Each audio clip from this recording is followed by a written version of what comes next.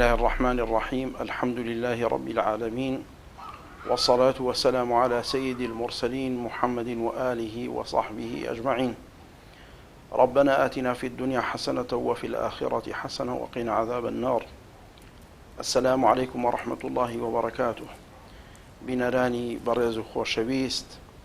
صلاة ورحمة خواي پروردگار لهموتان خواي گەورە طاعات و عیبادەت و ڕۆژووی هەموو لایەکمان قبول بفەرمێ. سوپاس بۆ کەناڵی پەیام بۆ ئەم دەرفەتە، سوپاس بۆ خوای میهرەبان کە بەندەش ئەو ڕێز و شەرەفەم پێبەخشرا کە لەم مانگە پیرۆزەدا لە خزمەت ئێوەی ئازیزدا بچینە خزمەت وانەیەکی گەورە و گرنگ لە وانەکانی مانگی پیرۆزی ڕەمەزان کە ئەویش بریتیە لە دەشەوی کۆتایی ڕەمەزان. خەیر و گەورەی و گرنگی ئەو دەڕۆژەی کۆتایی مانگی پیرۆزی ڕەمەزان. دیارە خۆشەویستان و عزیزانم، خوای گەورە لە سوورەتی بەقەرەیە فەرموویەتی شەهر ڕەمەضان الذي أنزل فيه القرآن. مانگی ڕەمەزان یەکێک لە شەرەف و ڕێزە هەرە گەورەکانی ئەوەیە کە مانگێکە قورئانی تێدا دابەزیوەتە خوارەوەتە لە لەوح المەحفوظ بۆ بەیت العیزەوەتە، لە لەوح المەحفوظەوە هاتووە بۆ ئاسمانی دنیا، لە ئاسمانی دنیاشەوە بەرەبەرە بە پێی ئەحداس و گۆڕانکاریەکان لە ماوەی 23 ساڵدا قورئان دابەزیوە. ئەمجا خوای گەورە تەحدیدی ئەکا دیاری ئەکا لە سوورەتی قەدرە. سوورەتی قەدر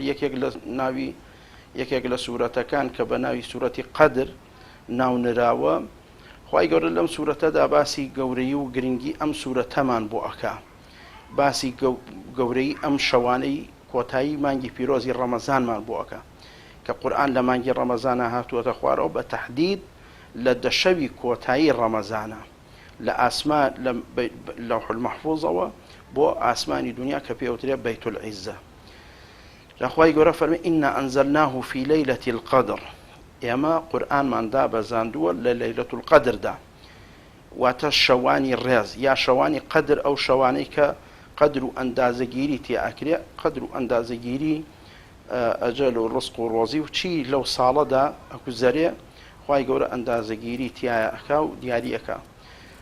بەڵام گرنگتر ئەو معنە و پێناسەیە کە خوای گەورە ئیکا فەرمێ وەما ئەدراکە ما لەیلەت القەدر. تۆ نازانی ئەی موحەممەد عەلەیهی سەڵات وەسەلام لەیلەت القەدر چییە، چەند گەورەیە، چەند گرنگە. ئەفەرمێ لەیلەت القەدری خەیر من ئەلفی شەهر. لەیلەت القەدر عیبادەت تێیدا لەو شەوانەدا باشتر و خەیرترە لە 1000 مانگ، یعنی زیاتر لە 1000 مانگ. خەیر من ئەلفی شەهر یعنی نەک وەکو عیبادەتی 1000 مانگ بێ، بەڵکو ئەفەرمێ باشترە لە عیبادەتی 1000 مانگ زیاتر لەو ئاستەش، کە ئەکاتە زیاتر لە 83 ساڵ تەمەنی ئینسانێک کە هەر 83 ساڵەکەی هەمووی لە عیبادەتە سەرف کردبێ. ليلة القدر خير من ألف شهر تنزل الملائكة والروح فيها. ليلة القدر أو شوانا كتاليك لتايبد من ديكاني أويك ملائكة دا أبز نخوارو، أمنا ملائكة دي نخوارو بيغمبر إخوة عليه الصلاة والسلام أفرمي بقدر تشو زيخ لمي أم سرزوية چند زورة آوا ملائكة دي نخوارو أرونو آسمان بأمر إخوة پروردگار وجبرائيليان لقلايا دێنە سەرزەوی. بۆچی دێن؟ بۆ ئەوەی لەگەڵ موسڵمانانە ئەوانیش تەماشای موسڵمانانەکەن، دوعای خێریان بۆ ئەکەن. مەلائیکەی وهەیە لە سوژدەیە، مەلائیکەی وهەیە وەستاوە و دوعا بۆ ئیماندارانەکە، وەکو لە سوورەتی فاتیردا هاتووە فەرمێ خوای پەروەردگار مەلائیکەکان کە شێواز و تایبەتمەندی ئاوایان هەیە، دوای باس و وەصفیانەکە کە شێوازیان ئاوایە، ئەفەرمێ ويستغفرون لمن في الأرض. داوای لێخۆشبوون ئەکەن بۆ ئەهلی سەرزەوی مەلائیکەکان. تنزل الملائكة والروح فيها بإذن ربهم من كل أمر.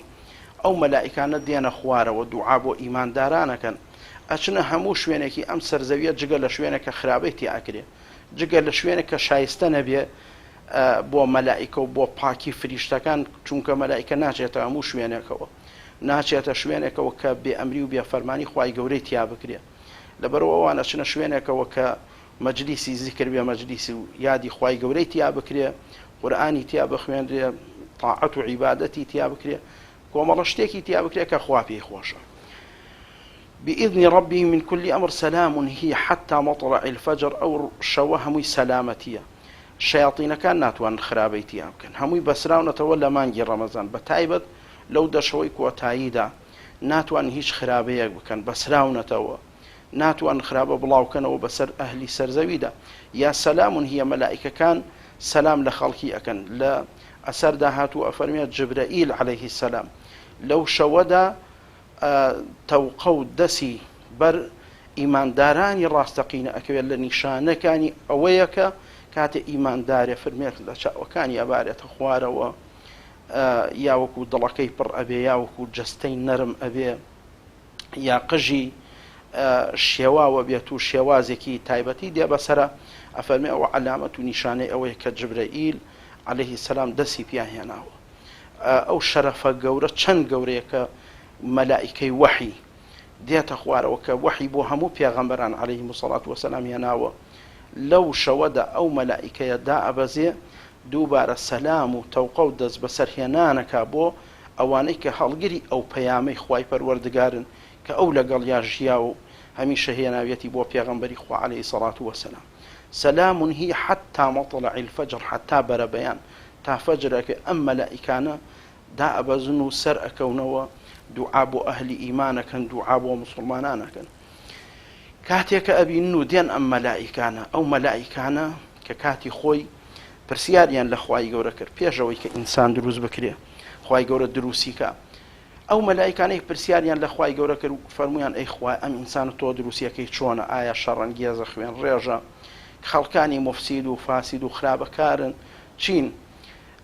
خوای گەورە نیشانی مەلائیکەکانی ئەدا کە لەناو ئەو بەشەرەدا، لەناو ئەو ئینسان و بەنی ئادەمەدا کە دروستی کردووە چه خەڵکانێکی تایە کە شەوەکان هەمووی زیندوو ئەکەنەوە بە عیبادەت و تاعەت، بە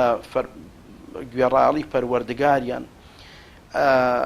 دێن ئەو عەبدانە دەسەکەن بە خواپەرستی، دڵەکانیان نەرم ئەکەنەوە، خۆیان دوورەکەونەوە لە خۆویستی،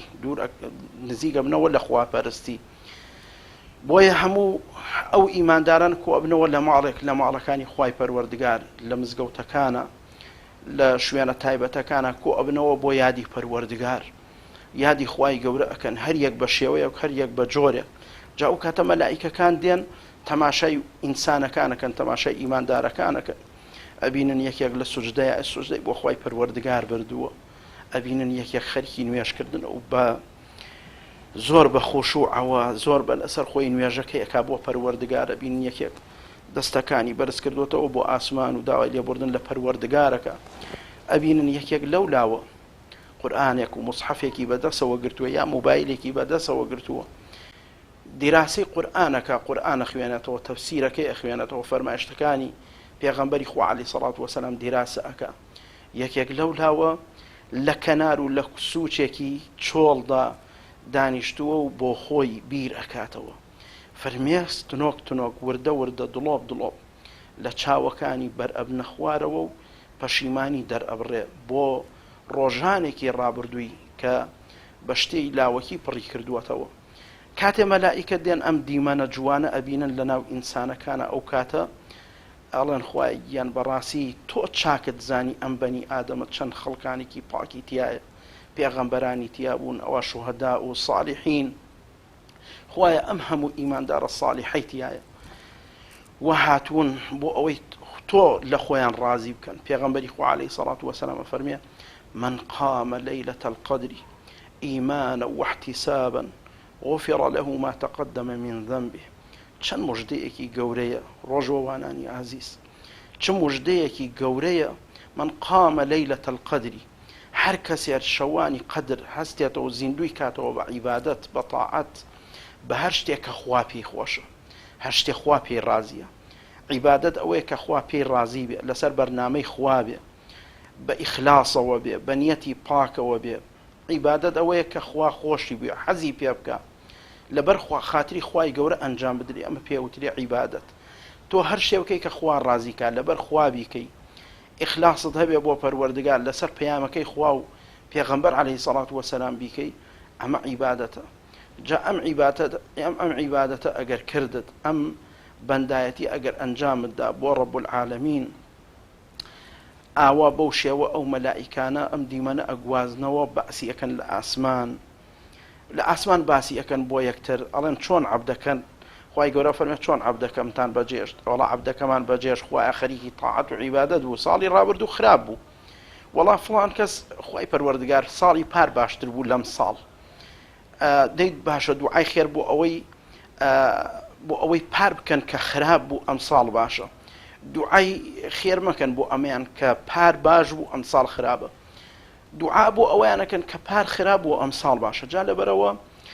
ئینسان هەوڵ بە چاکە بکە عیبادەت کە هەر شتێکە خوای گەورە پێخۆش بێ مەلایکەکان ئاوا باسیەکەن فڵان عەبد بەو شێوە بوو فڵان کەس ئاوا بوو من قام ليلة القدر إيمانا واحتسابا غفر له ما تقدم من ذنبه جا ئەگەر تۆ ئاوا هەستای بەو نیەتە چاک و باشەوە بە عیبادەت شەوەکەت هەموو زیندوو کردەوە یا بە زیکر و فکر یا بە دوعاکردن یا بە قورئان خوێندن بە زیکر و بە تەسبیحاتکردن شەوەکەت زیندوو کردەوە بە نوێشکردن و بە سوجدە بردن بە خوێندنەوەی تەفسیر بە خوێندنەوەی فەرمایشتەکانی پێغەمبەر عەلەیهی سەڵات وسەلام بە خۆشارەزاکردن لە شریعەتی جوانی ئیسلام و بیرکردنەوە لە خۆت و لە قیامەت و لە ڕابردووت و ڕژاندنی فرمێسکەکان هەر کەسێک بەم شێوە شەوانی قەدری زیندوو کردەوە ئەوە مژدەی لێبێ پێغەمبەری خوا عەلەیهی سەڵات وسەلام ئەفەرمێ بە ئیمانەوە و چاوەڕێی پاداشتیش بکە ئەفەرمێ غوفر له ما تقدم من ذنبه خوا لە هەرچی گوناهەکانی ڕابردووی هەیە خۆشە بێ خۆشەویستان چەند مژدەیەکی گەورەیە خوا لە هەموو گوناهەکانی ڕابردووت خۆش ببێ بەڕاستی ئەمە مژدەیەکی زۆر گەورەیە هەمومان گوناهبارین هەمومان تاوانکارین مانگی ڕەمەزان پاکەرەوەیە شەوانی قەدر پاکەرەوەیە خوێندنی قورئان سوجدەبردن تەوبەکردن ئەمانە هەمووی خاوێنمانەکەنەوە هەمووی پاکمانەکەنەوە یەکێک لە تایبەتمەندیەکانی شەوانی قەدر و دوعایەکی گەورە و بەرز کە لە شەوانی قەدرا ئەکرێ ئەوەیە کە دایکی ئیمانداران عائیشە ڕەزا و ڕەحمەتی خوای پەروەردگاری لێبێ ئەفەرمێ پێغەمبەری خوا عەلەیهی سەڵات وسەلام لەم شەوانەدا ئایا نزایەکی تایبەت هەیە کە من بیکەم زۆر زۆر گەورە و مەزن بێ پێی بپاڕێمەوە لە پەروەردگار فەرمووی بەڵێ ئەی عائیشە بفرموا اللهم إنك عفو تحب العفو فاعف عني اللهم إنك عفو تحب العفو فاعف عني فرمووی زۆر ئەم زیکرە بڵێرەوە بڵێ اللهم إنك عفو تحب العفو فاعف عني اللهم إنك عفو تحب العفو فاعف عني خوا تۆ عەفووی خوا تۆ لێخۆشبوو لێبوردەی لە عەبدەکانت خۆش ئەبی عەفویانەکەی و عەفووشت پێخۆشە فاعف عني خوا لێم خۆش ببە یەکێک لە ناوەکانی خوا العەفووە العفو الغفور الغافر الغفار ئەمان هەمووی دەلالەتن ئەم ناوانەی پەروەردگار لەوەی کە خوای گەورە زۆر زۆر عەفوکەرە زۆر لێخۆش بووە زۆر چاپۆشیکەرە خوای گەورە ئەتەوابە خوای گەورە لە عەبدەکانی خۆش ئەبێ تەوبەیان قبوڵەکە لێیان وەرئەگرێ تاعەتەکانیان وەرگێ عیبادەتیان وەرەگرێ لێیان خۆشە بێت چاوپۆشیان لێەکە چەند خۆشە إنك عفو تحب العفو فاعف عني خوایە تۆ عەفووی عەفوت پێ خۆشە لێم خۆش بۆ عەفوم کە خوایە وا من هاتووم بە کۆڵە گوناه و تاوانەوە ڕووم کردووەتە قاپیتەوە لە دەرگای تۆم داوە بەم شەوەدا هەمومان لە ماڵی تۆدا کۆبووینەتەوە خوایە هەمومان خۆمان بە گوناه بارزانیوە بۆیە هاتووینەتە ماڵی تۆ بۆ ئەوە هاتوین پاکمان کەیتەوە بۆ ئەوە هاتوین دەرەجاتمان بەرزکەینەوە پێغەمبەری خوا عەلەیهی سەڵات وسەلام ئەفەرمێ هەر قەومێک هەر کۆمەڵە ئیماندارێک لە یەکێک لە ماڵەکانی خوادا کۆ ببنەوە بۆ زیکر و یادی خوا ئیلا مەلائیکە دەوریانەدا دوعای خێریان بۆ ئەکەن داوای لێ خۆشبوونیان لە پەروەردگار بۆ ئەکەن کە خوای گەورە لیان خۆش بێ ئەی ئەو کەسەی کە تاوەکو ئێستا غافڵ بووی هەتاوەکو ئێستا نەتزانیوە و تاوەکو ئێستا لە سەرڕۆیی و بێ ئاگایی ژیاوی کاتی ئەوە هاتووە بگەڕێرەوە چاوێک بە خۆتا بگێڕەوە جارێکی تر وەرەوە بۆ لای پەروەردگار جارێکی تر وەرەوە بۆ ئەوەی کە داوای لێ خۆشبوون لە خوای پەروەردگار بکەی بۆ ئەوەی جارێکی تر خۆت لەگەڵ پەروەردگارە ئاشتکەیتەوە شەوانی قەدر بە موبایل و بە یاریکردن و بەشتی پڕوپوچ بەسەر مەبەن پێغەمبەری خوا عەلەیهی سەڵات وەسەلام فەرمێ حەیفە بۆ کەسێک کە لەیلەتول القەدر بێ بەسەریدا خۆی لەو هەموو خەیرە بێ بەشکە ئەگەر ئەو کەسەی کە لەیلەتول القەدر هات بەسەریدا نەیتوانی بێبەش بوو لە خەیرەکەی لە ئەجر و پاداشەکەی لە هەموو شتێ بێبەش بووە لە هەموو خەیرێک بێبەش بووە با خۆمان بێبەش نەکەین خۆمان بەشتی لاوەکی بەشتی دنیای سەرقام نەکەین کات زۆرە بۆ شتی تر مەجال زۆرە بۆ شتی تر بۆ ئەوەی کە قسە بکەین لەگەڵ یەکترا سیلەی ڕەحمکەین پەیوەندیەکانمان تۆخ و تند و تۆڵکەینەوە بەڵام ئەو شەوانە تایبەتن بۆ تند و تۆڵکردنەوەی بینی خۆمان لەگەڵ خوادا بەزایی نەدەین هەر یەکە بە شێوەیەک عیبادەتی پەروەردگار بکەین یا ڕەبی خوای پەروەردگار بۆ خاتری ناوە جوان و سیفەتە بەرزەکانت ڕۆژ و تاعەت و عیبادەتی هەموو لایەکمان قبوڵکەی یا ڕەبی خوا هەر کەس نەخۆشە شیفای بدەی یا ڕەبی خوای پەروەردگار شیفا بۆ نەخۆشەکانمان بنێری یا ڕەبی خوای پەروەردگار بۆ خاتری ناوە جوانەکانت هەر کەسێک لا لە فەقیرەکان ئەکاتەوە خوایە ماڵی حەڵاڵی بۆ زیادکەی ماڵ و سەروەت و سامانی زیادکەی دڵی نەرم و نورانیکەی خوایە فەقیرەکانمان بە ماڵی حەڵاڵ دەوڵەمەندکەی دەوڵەمەنەکانمان دڵیان نەرم و دەستیان کراوەکەی بە ماڵی حەڵاڵ ماڵیان زیاترکەی یا ڕەبی خوا دوعاکانمان لێ قبوڵکەی خوایە بەر شەوانی قەدرمان خەی